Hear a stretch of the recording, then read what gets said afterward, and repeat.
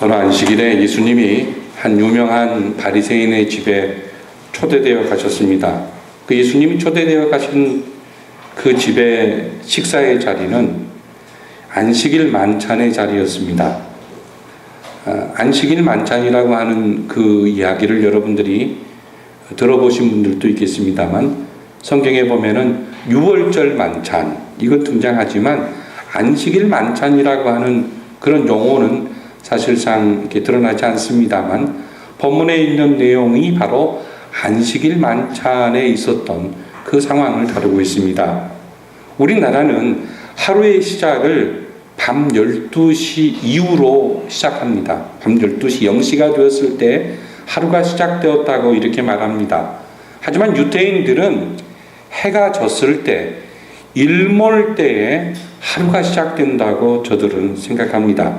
그리고 그 다음 날 또한 일몰 시간 전까지의 그 시간을 하루다, 24시간이라고 그들은 생각합니다. 그 이유가 뭐냐면 창세기에 나오는 창조사역의 하루 단위가 해가 지는 일몰부터 시작해서 바로 그 다음 날 해가 지기 전까지의 날짜 개념이 욤이라고 하는 날의 개념이기 때문에 그렇습니다. 유대인들의 안식일은 그러므로 우리의 시간으로 보면은 금요일 오후 해가 질 때부터 안식일이 시작이 됩니다. 유대인들은요, 안식일이 시작이 되면 어떤 일을 하냐면 안식일 만찬을 합니다. 한 주간 동안 여호와께서 우리에게 은혜를 베풀어 주시고 생존하게 하심을 감사히 여기고, 그 생존의 근거인 떡과 포도주를 앞에 놓고 어떤 의식을 거행합니다.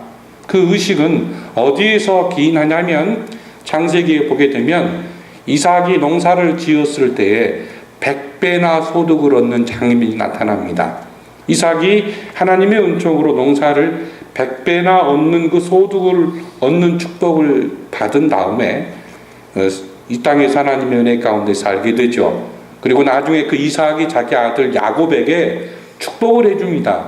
그 야곱에게, 이스라엘에게 장자권을 부여하는 그 축복을 하게 되는데, 그 축복을 바로 연상하면서 하나님께서 우리에게 한 주간 동안 은혜를 베풀어 주시고 우리가 이 떡과 포도주를 가지게 되었다라고 하는 그 의미를 거기다 부여하고 의식을 거행합니다. 유월절 만찬 때 떡과 포도주를 가지고 기도문을 낭송하고 의식을 행한 다음에, 그리고 만찬을 거기 함께 있는 분들이 나누는 그런 일이 유대 사회에서 있었습니다.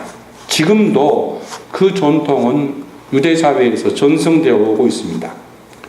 성경에 나타난 유대인들의 그 많은 절기들이 있잖아요. 유월절기라 같은 거 가장 큰 절기인데, 그 모든 절기에 나타나는 특징이 하나 뭐냐면 바로 절기를 시작할 때 만찬을 행하는데 영적인 의식을 함께 동반합니다. 그때 가지고 있었던 그 의식의 주요한 그 속에 떡과 포도주로 기도문을 낭송하고 절기를 지키는 일이 있었습니다. 오늘 본문에도 그런 일이 지금 진행이 되고 있습니다. 자, 이 의식이 끝난 다음에 함께 더불어 식사를 하게 되는데, 이 유월절 만찬이나 절기의 만찬 그리고 안식일 만찬이 오늘날 이 개신교회의 성만찬으로 이렇게 토착화되는, 변화되어져서 그리스도 안에서 재해석됩니다. 그리스도의 은혜로 말미암아 우리가 살고 그리스도의 바로 복으로 말미암아 우리가 살게 되었다. 그리스도가 우리의 생명의 근거라고 하는 것을 재해석하고 새 언약의 백성들은 성찬식을 통해서 이 모든 만찬들을 함께 더불어 즐기게 됐습니다. 오늘 저는 이 안식일 만찬에서 있었던 일들을 통해서 하나님의 은혜를 여러분과 함께 누리려고 합니다. 자, 우리가 언뜻 본문의 배경을 생각하게 되면 유명한 바리새인이 예수님을 초대했다 하는 이 장면을 통해서 유월절 만찬 가운데 함께 예수님과 기쁨을 나누도록 하는, 나누기 위해 예수님을 초대해서 만찬에 참석하도록 한 것처럼 우리가 생각하기 쉽습니다. 예수님을 이 만찬에 초대한 바리새인들이 참 친절한 사람이다라고 생각할 수 있겠습니다만, 본문의 말씀 1절을 보게 되면 우리의 생각을 뒤엎는 한 단어가 등장합니다. 1절 말씀 보십시오. 안식일에 예수께서 한 바리새인 지도자의 집에 떡 잡수시러 들어가시니 그들이 엿보고 있더라 그랬습니다. 예수님은 이 자신을 엿보는 이 바리새인들의 집에서, 그 바리새인들 앞에서 어떤 일을 지금 행하고 계십니다. 제가 이 시간에 6월절 만찬석에서 하신 이 말씀을 함께 나눌 때 세 가지의 대지로 나누려고 합니다. 첫 번째는 1절 이하에 등장하는 바로 안식일 만찬이 진행되는 그 직전에 병자를 고치시는 장면을 통한 영적 교훈과, 그리고 두 번째로 이 만찬에 초대받은 사람들에게 예수님이 하신 말씀을 통한 교훈과, 그리고 세 번째로 이 만찬에 초청을 한 그 당사자, 그 사람에게 하시는 주님의 그 말씀을 통한 영적 교훈이 무엇인가, 이렇게 세 가지로 생각해 보려고 합니다.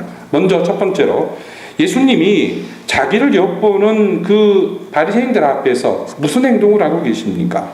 자, 안식일 만찬이 준비된 바리새인의 집입니다. 만찬은 준비되고 식탁이 잘 마련되어 있습니다. 이제 만찬이 시작되어야 하는데 그곳에 수종병 든 환자가 있다고 그랬습니다. 수종병. 옛날 성경에는 이것을 고창병이라고 했습니다. 저는 의학을 전공한 사람이 아니기 때문에 이 고창병, 수종병, 이것이 무엇일까? 어떻게 하면 쉽게 생각할 수 있을까? 어떻게 하면 쉽게 이해할 것인가? 살펴보았더니 부종 환자로 이해하시면 좋을 것 같아요. 그 몸이 퉁퉁 부어있는, 혈액순환이 안 되고 수분이 배출이 안 되어서 그 수분이 혈액 속에 들어가서 단백질이 부족하고 해가지고 몸이 붓는 상태. 이런 몸이 붓는 상태의 환자들의 전형을 보게 되면 한 세 가지 정도인 것 같아요. 심장병 환자들, 몸이 퉁퉁 붓잖아요. 그리고 간 질환을 앓고 있는 사람, 간이 나쁜 사람, 얼굴이 시커멓다든가 노랗다든가 얼굴이 붓잖아요. 그리고 또 하나 신장병 환자. 이런 한 세 가지 정도의 부류의 사람으로 대체적으로 이해할 수 있을 것 같습니다. 그리고 여성들에게도 주기적으로 찾아오는 어떤 생리적 현상으로 인한 얼굴이 붓는 부종현상. 이 얼굴이 붓는, 그리고 몸이 붓는 부종현상이 우리 일상적인 삶 속에서 많이 여러분들도 경험하셨을 겁니다만, 이 부종이 심해지면 생명을 잃을 수도 있다는 것을 잠깐 공부하면서 알게 됐습니다. 자, 몸이 비정상적으로 부어있는 부종 환자가 안식일 만찬에 무엇 때문에 참여했는지 우리가 알 길이 없습니다. 하지만 1절에 엿본다라고 하는 단어를 통해 우리는 바리새인들이 예수님에 대해 무엇인가 꼬투리를 잡기 위해 노력하고 있다고 하는 장면을 알 수가 있어요. 그것을 우리가 짐작할 수 있습니다. 저 예수가 안식일에 율법을 어기고 무슨 행동을 하는가? 예수의 잘못을 꼬투리 잡기 위한 바리새인들의 열심이 이 만찬석상에서 진행되고 있습니다. 자, 우리가 서로 살아가면서 소통이 안 되는 경우가 참 많이 있습니다. 요즘에 전 세계적인 화두가 소통입니다. 얼마나 소통이 안 되면 소통이라고 하는 주제로 세계적으로 각 지역에서 소통이라고 하는 주제로 축제가 가장 많이 열리고 있습니다. 소통 안 되는 경우는요, 이런 경우가 있어요. 한쪽은 나를 감시한다라고 생각하고 한쪽은 너를 보살피고 보호한다라고 얘기하는 경우예요. 누군가를 엿보았을 때.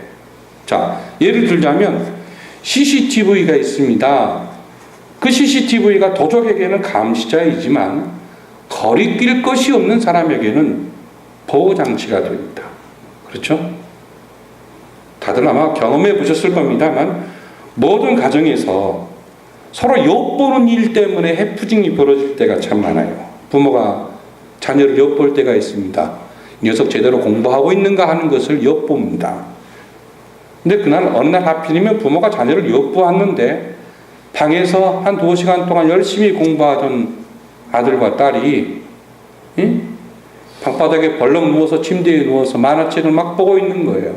자기 나름대로는 내가 한 2시간 공부했으니까 좀 쉬어야지 하고 쉬고 있는 찰나에 엄마가 방문을 팍 열고, 야, 너 뭐해? 너 공부 안 하고 만화책 봐? 아들이 얘기합니다. 엄마, 나 2시간 동안 공부했어. 무슨 소리야? 나 인격적으로 내가 공부하고 내가 알아서 지금 쉬는 시간을 갖고 있는데 뭐만 나를 감시하는 사람처럼 나를 그렇게 못 믿어? 내가 얼마나 인격적인 존재인데 나를 못 믿고 들어와서 공부하는 자고 장치는 거야? 막 대듭니다. 그때 엄마가 말해요. 야, 이 녀석아, 너 이번 달 성적표 보자. 너 공부 그 정도에 있으면 성적이 이 정도밖에 안 나와? 매야, 너 이번 성적표 봐. 맨날 공부한다고 하면서 방에 틀어박혀서 만화책이나 보고 쓸데없는 짓이나 했지. 아이고, 내 속 터져. 내가 저 녀석을 위해서, 내가 저 딸을 위해서 내가 고생하다니. 아이고, 속 터져. 그러면서 엄마는 엄마 나름대로 속을 쓰리고, 자식은 엄마가 자기를 감시했다고 속이 또 쓰리는 거예요. 감정이 악화돼요. 이러는 순간 남편이 집에 늦게 들어왔습니다. 남편 혼자서 자기 방에서 혼자 뭔가를 해요. 아내가 남편을 몰래 살펴보니까 페북인가를 하면서 혼자 키득키득 웃기도 하고 댓글을 남기기도 합니다. 그러더니 자기 부인과 자식들이 잔 것을 확인한 나머지 거실에 슬쩍 가서 텔레비를 싹 켜요. 텔레비를 막 봅니다. 영화도 보고 이것저것 보면서 오줌 마루에서 나와보니까 남편이 새벽 2시까지 텔레비를 보고 있네요. 10분 이상의 영화도 보면서 이것저것 보면서 스포츠도 보면서 시간을 보내고 있는 거예요. 이때 아내가 말합니다. 나는 당신 집에 올 때만을 기다리면서 청소해놓고 밥 해놓고 애 학교 보내고 하루 종일 가사노동에 시달렸는데 당신은 들어오자마자 당신의 공간에 가서 당신의 시간을 보내고 있으니 이거 우리 어떻게 이렇게 계속해서 살 수 있어? 당신 회사에 가서 하는 건 나한테 반만 좀 해주면 내가 얼마나 행복하겠는데. 짜증을 냅니다. 그리고 아내의 마음속에 속병이 들어가요. 남편이 이때 말하죠. 무슨 소리야? 내가 하루 종일 돈 벌어다 주니까 편하게 사는 주제에 내가 집에 와서 좀 내 공간에서 내가 내 시간 좀 보낸다는데 왜 간섭이야? 집에 와서도 간섭하면 나 어떻게 살아? 숨 막히지. 이러는 순간 남편과 아내 그리고 부모와 자식 간에 그 사람들이 다 수종병에 걸려서 몸이 붓기 시작합니다. 팅팅 불어가요. 우리의 가정에서 이 상대를 엿보는 일이 사라지게 되기를 바랍니다. 그리고 또한 비록 엿본다 할지라도 당당하게 자식은 부모에게 또한 남편과 아내가 서로에게 대처하는 그런 일이 있었으면 좋겠습니다. 본문의 말씀을 통해요. 예수님은 당당하고 거리낄 것이 없는 사람으로 등장합니다. 누가 엿볼지라도 거기에 개의치 않아요. 오히려 너무 당당합니다. 자신의 행동을 엿보는 그 바리새인들을 향해서 오히려 3절에 말씀하시기를 율법 교사들과 바리새인들에게 이르시되 안식일에 병 고쳐주는 것이 합당하냐 아니하냐, 안식일에 병 고쳐주는 것이 옳으냐 틀리냐라고 오히려 질문을 하고 있어요. 엿보는 것을 아셨다는 거죠. 자, 유대인들의 생각은 생명에 지장이 없는 한 안식일에 병 고쳐주는 것을 금지하고 있었습니다. 본문에 등장한 부종 환자 만찬석에 있어요. 생명에 즉각적인 위협이 없는 상태라고 생각이 되어집니다. 유대인의 생각으로는 이 환자를 고치는 것은 율법을 어긴다라고 생각했던 겁니다. 그리고 예수님을 꼬투리 잡으려고 지금 지켜보고 있습니다. 자, 그런데 예수님께서 내가 병 고쳐주는 것이 옳으냐 틀리냐 질문하는 순간 유대인들이 바리새인들이 4절에 보시면 잠잠했다 그랬습니다. 자기들의 마음이 들켜버렸잖아요. 대답할 수가 없는 거예요. 마음이 들켰으니 대답할 수가 없는 거예요. 그러자 주님이 5절에 말씀하시기를 너희 중에 누가 그 아들이나 소가 우물에 빠졌으면 안식이라도 끌어내지 않겠느냐. 안식일에 소나 사람이 우물에 빠졌으면 구하지 않니? 나도 바로 이 부종에 걸린 어려움을 당한 이 환자를 구원하는 것은 너희들이 바로 우물에 빠진 소나 사람을 소중히 여기고 구원해 내는 그러한 마음으로 하고 있단다라고 주님이 표현하셨습니다. 이때 또다시 유대인들은 부끄러워서 잠잠합니다. 말을 못해요. 책 잡으려고 했는데 도리어 당당하게 나오시고 그리고 또한 자기의 마음을 읽으시고 대처하시는 그 그리스도의 위험 앞에, 권세 앞에 대꾸할 수 없었던 겁니다. 자, 저는 이 말씀 묵상하면서 저와 여러분이 날마다 사람을 의식하며 사는 것도 중요합니다만 더욱더 중요한 것은 하나님을 의식하며 사는 것이 더욱더 중요하다는 겁니다. 부모가 나를 엿보고 있다, 남편이 나를 엿보고 있다, 아내가 남편을 엿보고 있다, 이것보다 더 중요한 것이 있습니다. 하나님을 의식하는 겁니다. 하나님 앞에서의 시간과 하나님 앞에서의 공간, 이것이 참 자유를 누릴 수 있는 비법이라고 하는 것을 이 말씀 묵상하면서 저는 나름대로 한번 생각을 해보았습니다. 바리새인들은 사람을 의식하며 살았습니다. 저 사람이 나를 어떻게 생각할까? 그런데 예수님은 하나님을 의식하며 살았습니다. 저는 이 1절 이하의 수종병자를 고치는 이 장면을 통해 우리 모두가 하나님을 의식하며 살았으면 좋겠습니다. 그렇게 사시는 복 있는 하나님의 가족들 되시기를 주의 이름으로 소원합니다. 그 다음에요, 이 7절부터 11절 말씀에 보면 아까 제가 서두에 말씀드린 것처럼 안식일 만찬이 진행되기 위해서는 반드시 뭐가 진행돼야 되죠? 의식을 행해야 돼요. 떡과 포도주를 가지고 기도문을 낭송하는 의식을 해야 되는데 이 7절부터 11절 말씀을 통해 볼 때 우리가 연상할 수 있는, 생각할 수 있는 그 당시의 상황이 있습니다. 질문에 대답하지 못한 유대인들은 예수님 앞에 부끄러운 겁니다. 그 앞에는 U자형으로 이렇게 만찬석이 준비되어 있어요. U자형의 만찬석 의자는 3인석인데 중간에 가장 명예롭고 중요한 인물이 앉습니다. 그리고 좌편에 그 다음 사람, 그리고 우편에 그 다음 사람, 또 좌편, 우편 이런 식으로 사람이 쭉쭉 앉게 돼요. 자, 이 지금 7절 이하에 있는 말씀을 통해 우리가 연상할 수 있는 것은 대답하지 못한 그 바리새인들이 우왕좌왕 자리를 잡으려고 하는 장면이 있었다라고 하는 것을 우리가 알 수가 있습니다. 대답하지 못한 사람들이 만찬이나 빨리 시작합시다 하면서 자리에 막 가는 장면이에요. 우리가 보통 당황스러워 가지고 또 그 상황을 이렇게 면하기 위해서 이런 말 하죠. 밥 먹고 합시다. 빨리 밥이나 먹읍시다. 쓸데없는 얘기하지 말고 밥 먹고 합시다 하는 그런 분위기가 마치 7절 이전 6절과 7절 사이에 성경은 말하고 있지 않지만 그 속에 있다라고 성경을 묵상하는 중에 제 나름대로 생각이 들었어요. 기도문 의식을 낭독하는 그런 것도 다 일단 누가가 빼긴 했지만 이때 예수님께서 이들을 보시면서 두 번째 교훈의 메시지를 우리에게 주고 있는데 그 안식일 만찬에 초대받은 사람들에게 이렇게 말씀하십니다. 8절과 9절에 보시면 내가 누구에게나 혼인잔치에 청함을 받았을 때 높은 자리에 앉지 말라. 그렇지 않으면 너보다 더 높은 사람이 청함을 받은 경우에 너와 그를 청한 자가 와서 너더러 이 사람에게 자리를 내주라 하리니 그때 내가 부끄러워 끝자리로 가게 되리라. 그리고는 10절에 다 같이 10절 말씀 읽어보겠습니다.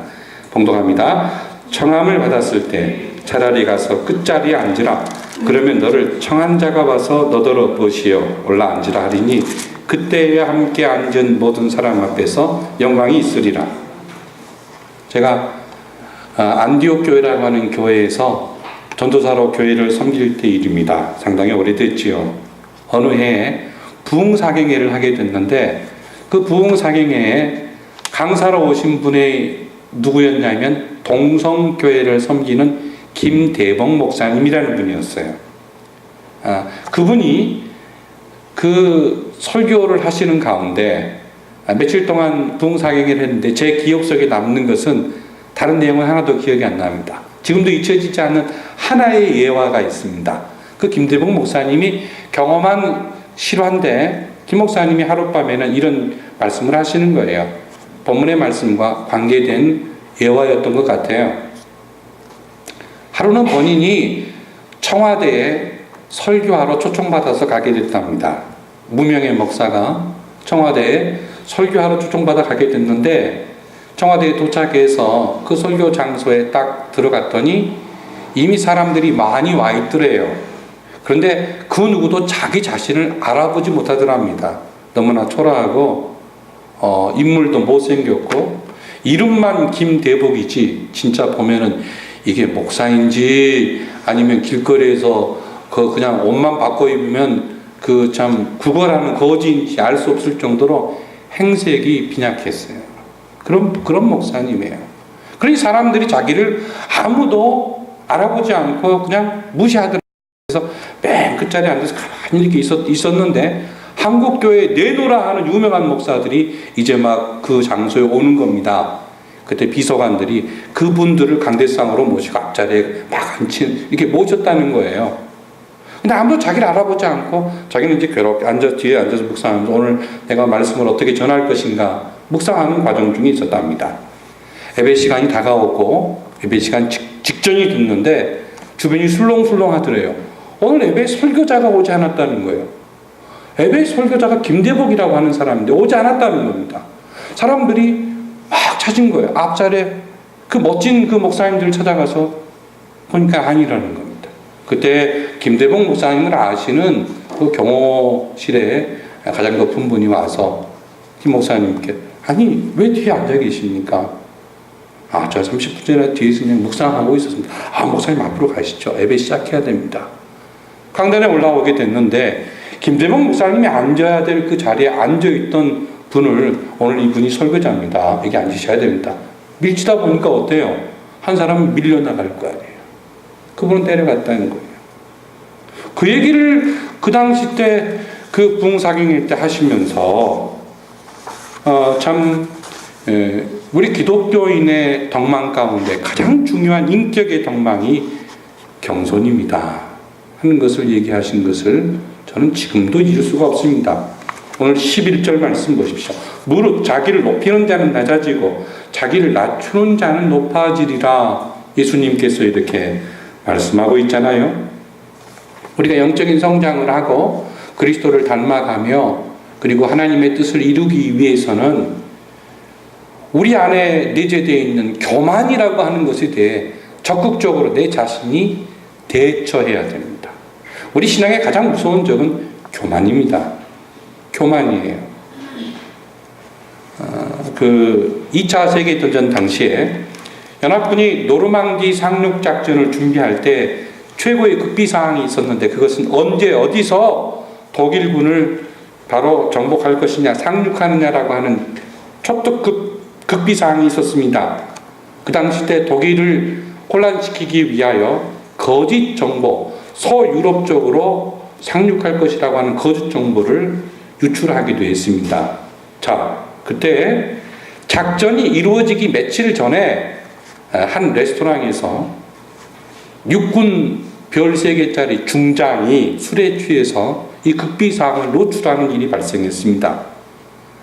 별 3개짜리 중장이 6월 5일 하면서 극비사항을 발설했어요. 그 극비사항을 발설한 인물이 누구냐면 헨리 밀러라고 하는 중장입니다. 근데 하필이면 그 당시 때 연합군 총사령관 이름이 아이젠하워입니다. 아이젠하워 사령관과 이 헨리 밀러는 바로 미국의 웨스트 포인트, 미국 육군 사관학교 동기 동창이었어요. 그리고 룸메이트였습니다. 룸메이트가 비밀을 발설한 사실을 아이젠하워가 보고를 받고 여러분 같으면 어떻겠습니까? 눈 감아줄 수도 있겠죠. 근데 아이젠하워가 바로 찾아갔어요. 이 헨리 밀러를 찾아갔습니다. 야, 너 어떻게 그런 급비 사항을 식당에서 말할 수 있느냐? 헨리 밀러가 미안하다. 술에 취해서 그랬다. 역사상이요. 정부 청사와 중요한 관공서가 있는 근처의 식당들에는 정보 기관 요원들이 지금도 사실 있습니다. 많이 있어요.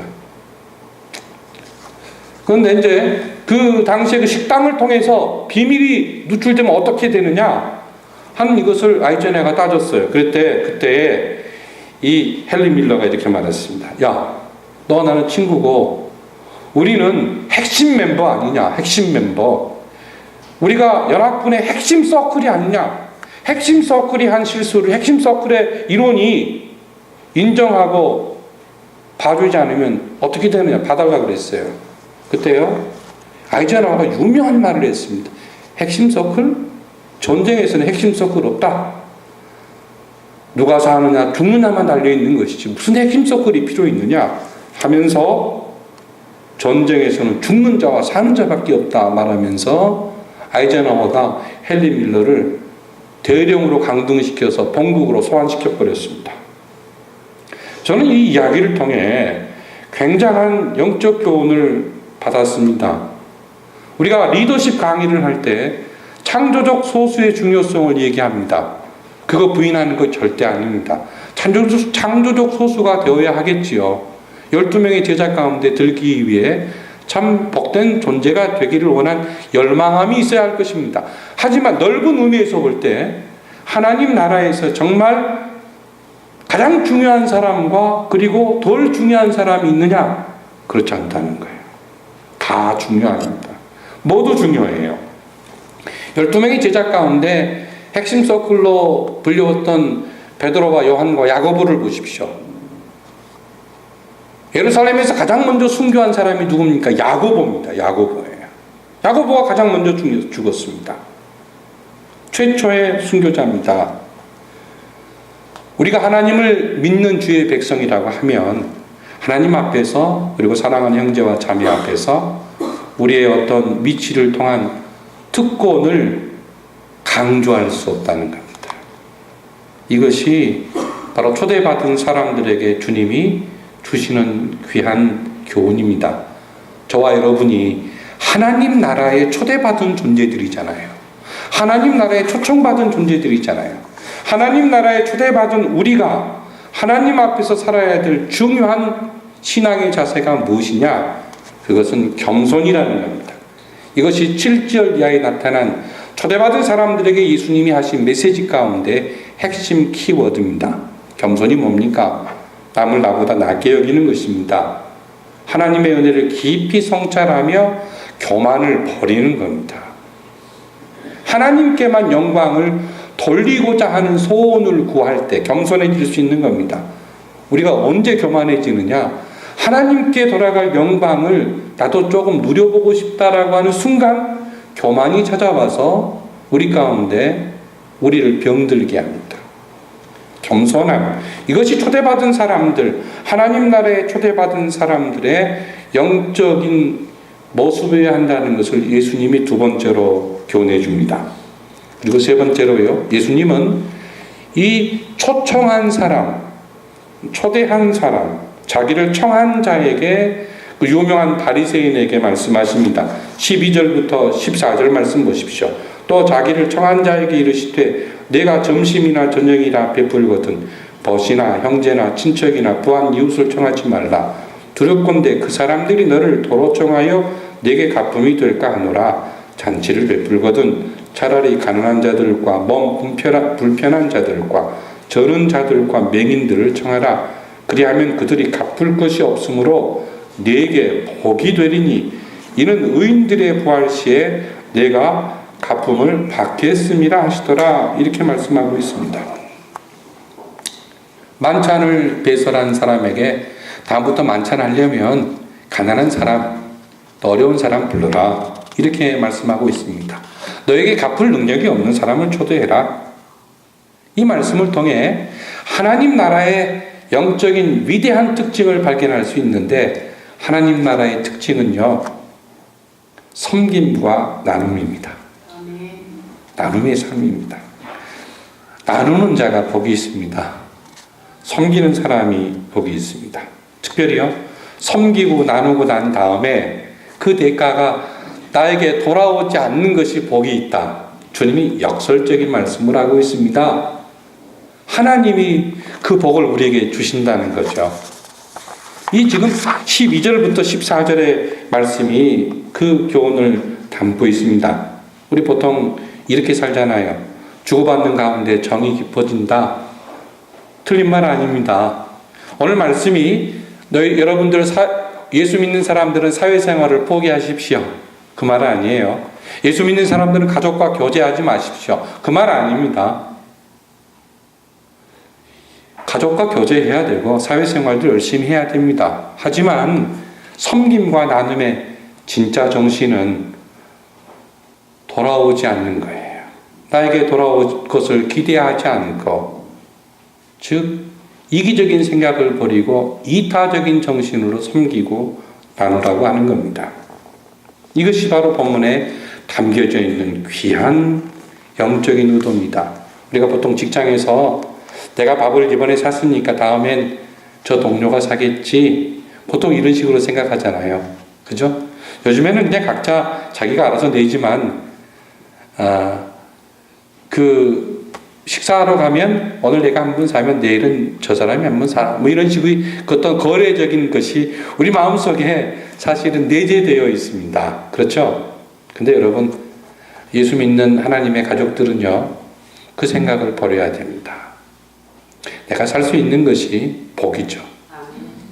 귀한 겁니다. 내가 줄 수 있는 것이 행복입니다. 답례를 기대하고 섬기는 것은 온당한 섬김이 아니라는 겁니다.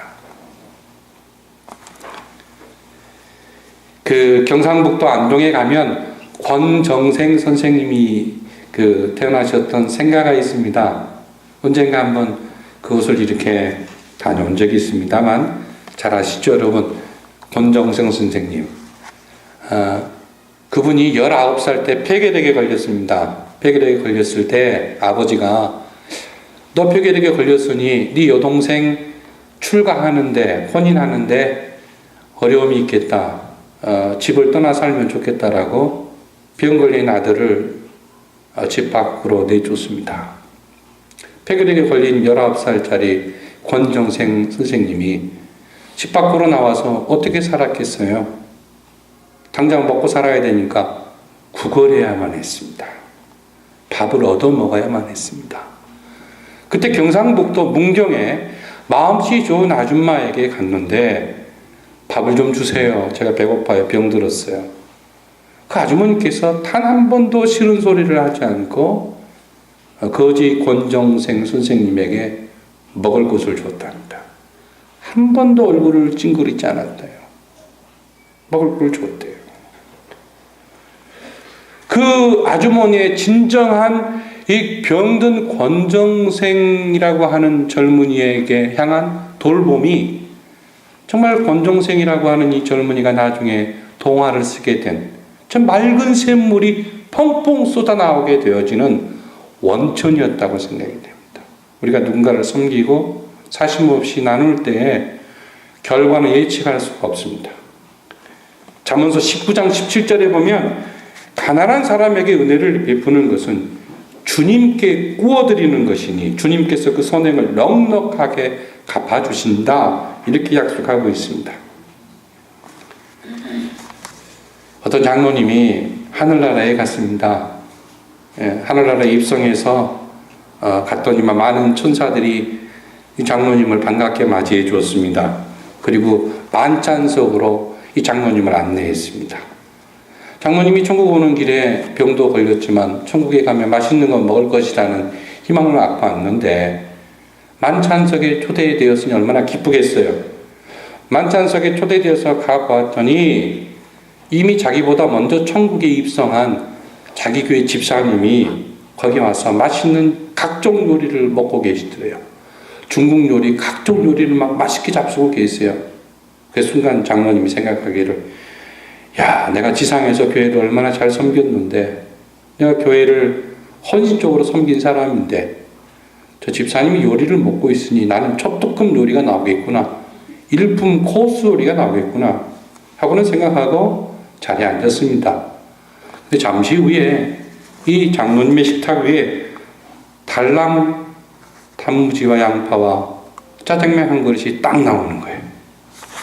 순간 장로님이 섭섭했습니다. 하나님을 보고 딱 말했어요. 하나님, 해도 너무합니다. 저 집사님에게는 각종 요리를 주시고 장로인 나에게는 겨우 짜장면만 주신단 말입니까? 하나님 너무 불공평하신데요? 기분 나쁩니다. 하나님 그랬어요. 그때 하나님이 장로님의 귓전에 대고 하시는 말씀, 김장로, 그런 소리 하지 마. 자네 교회 담임 목사는 지금 짜장면 배달 가서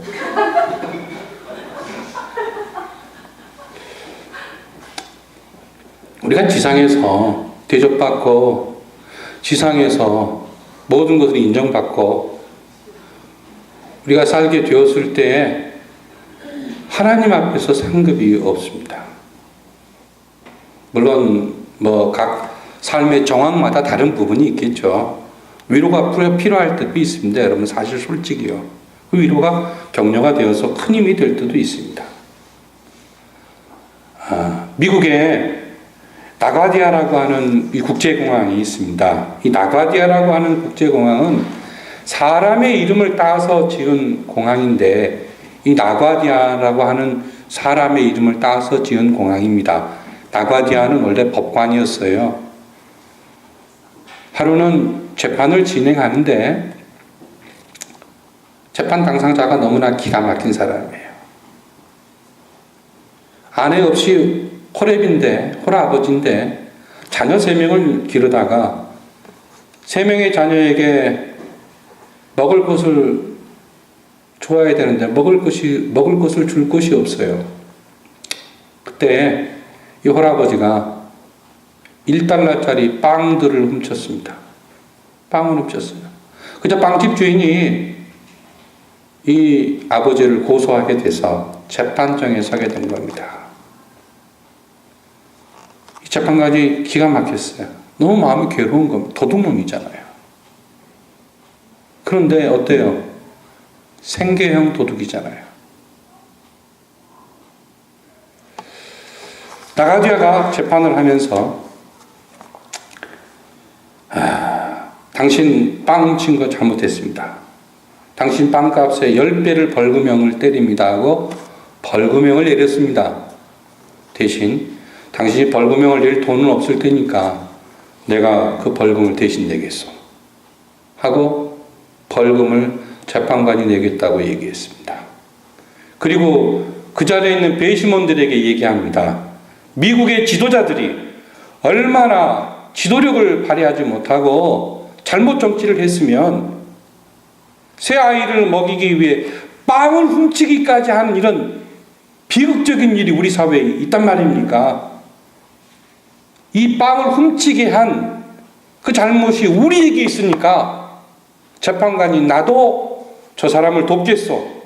배심원들인 여러분들도 저 사람을 도웁시다. 해가지고 즉각적인 그 자리에서 모금을 했습니다. 당시에 그 순간 배심원들이 돈을 몇 불씩 내기 시작했는데 그 돈이 57불이었답니다. 지금의 가치와는 전혀 다른 그런 시대의 가치입니다. 이후 이 나과디아는 많은 사람들에게 존경을 받게 되고 뉴욕 시장에 당선이 되고 나중에 그를 기려서 나과디아라고 하는 공항이 생기게 됐습니다. 최근에 스페인에서 이런 일이 있었죠. 어떤 한 주부가 피켓을 들고 정부를 향해서 막 욕을 하면서 나쁜 사람들이라고 은행을 욕하면서 나쁜 아주 악덕업자들이라고 하면서 욕하면서 거기서 먹을 걸 달라, 빵을 달라 하는 데모하는 장면을 저는 보았습니다. 동영상을 통해 봤어요. 그리스, 포르투갈, 스페인, 심지어 미국에서까지 그런 일이 벌어지고 있었습니다. 우리 사회는 아직 아니에요. 하지만 아직도 많은 숨겨진 가난한 나그네들이 지금도 고통을 당하며 살고 있습니다. 제가 오늘 오후에 최영일 집사님한테 가서 이런 얘기 할 겁니다. 집사님 감사하십시오. 지금 집사님은 편안하게 효자병원에서 누워 계시지만 이 시간에 집사님 연배의 가난한 노인들은 종로삼과 영등포 쪽방 한두 평에서 바람도 들어오지 않는 그 방에서 약봉지를 이렇게 먹으며 땀을 줄줄 흘리며 몸속에 수분이 증발되어져 가는 먹을 것이 없어서 고통당하는 그 가운데 누군가가 갖다 줘야만 하는 그런 상황에 생존을 구걸하면서 사는 노인들 많습니다. 그런데 집사님은 이게 뭐 한 달에 200만 원 가까이 이 참 여기 입원비 내고 편안히 누워있는데 뭐 불만이 있어가지고 이명수 권사님 귀찮게 하시냐고 말이지. 내가 오늘 가서 한마디 할 겁니다. 정말 이 생존의 어려움을 가지고 사는 이 땅에 많은 분들이 있잖아요. 우리가 편안히 쉬고 먹고 또한 즐기는 그 순간 누군가는 굉장히 아파하고 고통하고 슬퍼하는 사람이 있다는 것을 알고 그들을 인한 배려와 섬김과 나눔을 참 생각하고 행하는 것이 하나님 나라의 주인공들이 해야 한다는 것입니다. 오늘 만찬의 주인공인 이 주인에게 예수님이 하고 계시잖아요. 저와 여러분 하나님 나라의 만찬의 주인공들입니다. 바로 우리가 힘없는 자들을 생각하며 배려하는 삶 얼마나 중요한지 모르겠습니다. 옛날 우리의 옛 농부들은 논두렁에요 콩을 심을 때 3개를 심었답니다. 그리고 그 중에 순이 하나만 나기를 원했대요. 하나는 땅 속의 벌레나 땅 위의 짐승을 위해서 콩을 하나 심었고 또 하나는 자라나서 공중의 새들이나 짐승의 먹이가 될 것으로 생각하고 심었고 또 하나는 성장하면 내가 먹어야지 하는 마음으로 콩을 심었대요. 그래서 콩 3개를 심고 거기서 하나만 제대로 자라나서 열매를 맺으면 된다라고 하는 생각을 했다는 겁니다. 저는 그 옛날 어른들의 이야기를 통해 생명 있는 모든 것은 더불어 살며 나누어야 한다 하는 것을 교훈받았습니다. 말씀을 정리하겠습니다. 오늘 안식일 만찬에서 우리는 3가지를 교훈받습니다. 첫 번째는요, 하나님을 의식하며 사는 사람은 당당하다는 겁니다. 그리고 두 번째로 하나님 나라의 백성들의 삶, 하나님 나라에 초청된 사람들의 신앙의 인격은 겸손이라는 점과 그리고 하나님 나라의 주인공인 저와 여러분들이 연약한 사람을 섬기고 나누며 사는 것이 그의 나라의 백성들의 본질이라고 하는 것을 본문의 말씀이 우리에게 가르쳐주고 있습니다. 기도하겠습니다.